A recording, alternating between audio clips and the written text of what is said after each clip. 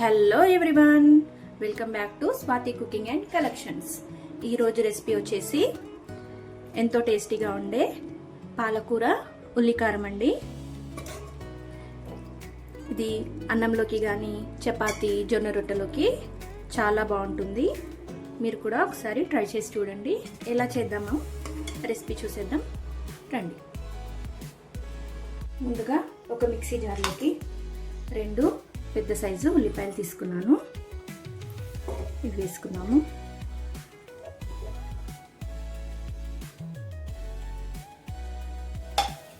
అలాగే ఒక 10 నుంచి 15 వెల్లుల్లి,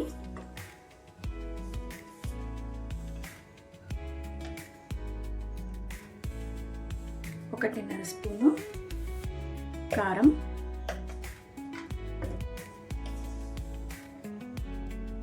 రుచికి సరిపడా సాల్ట్,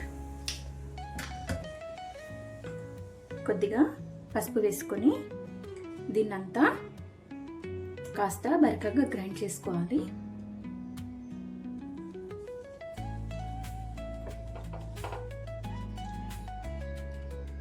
చూసారు కదండి, ఈ విధంగా గ్రైండ్ చేసుకున్నాము. ఉల్లికారం రెడీ అయినట్టే. మిగతా ప్రాసెస్ ఏంటో చూసేద్దాం రండి. ఒక 1/2 kg పాలకూర తీసుకున్నానండి. నీట్గా వాష్ చేసుకుని సన్నగా కట్ చేసి పెట్టుకున్నాను. ఇప్పుడు మిగతా ప్రాసెస్ చూద్దాము. స్టవ్ వెలిగించుకొని గిన్నె పెట్టుకున్నాము. గిన్నె వేడెక్కింది. ఒక 2 టేబుల్ స్పూన్ల వరకు ఆయిల్ వేసుకున్నాము.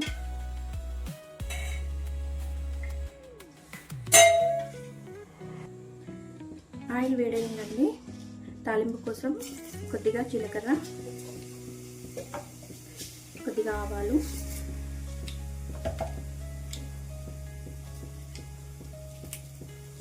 ఒక 2 ఎండుమిర్చి వేసుకొని వేయించుకుందాము. ఇవి వేగాయి కదా, ఒక రెబ్బ కరివేపాకు,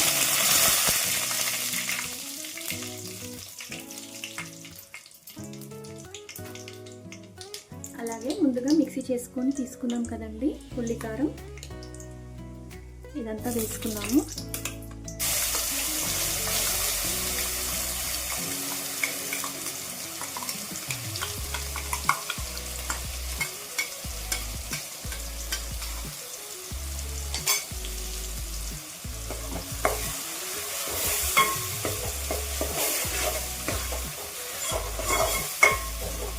ఈ ఉల్లికారం బాగా వేగేదాకా ఒక 2-3 నిమిషాలు వేయించుకుందామండి.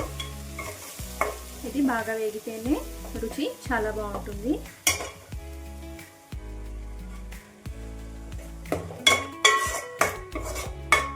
ఆయిల్ సపరేట్ అయ్యే వరకు మూత పెట్టుకుని మగ్గనిద్దాము.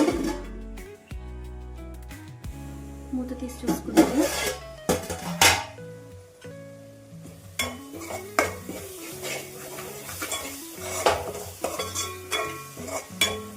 చూస్తున్నారు కదండి, ఉల్లికారం వేగిపోయింది.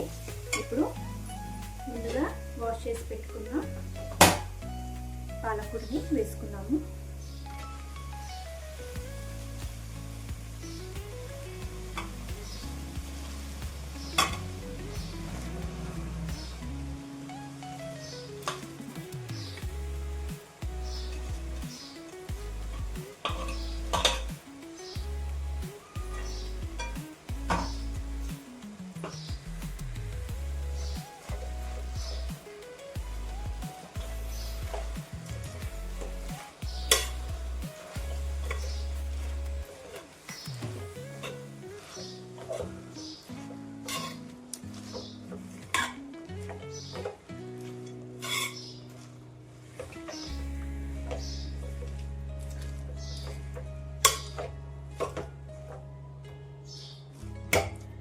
ఇదంతా కలుపుకున్నాం కదండి.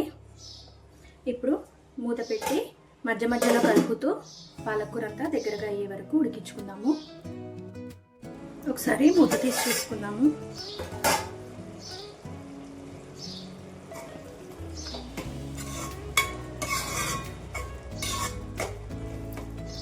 ఇంకాస్త దగ్గర పడే వరకు వెయిట్ చేద్దాము.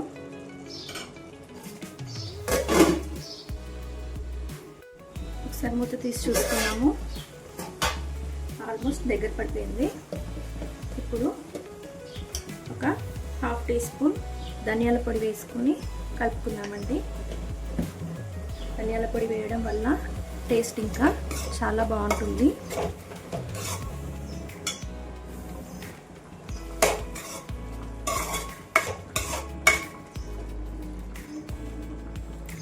ఇంకొక 5 నిమిషాలు మూత పెట్టుకున్నాము.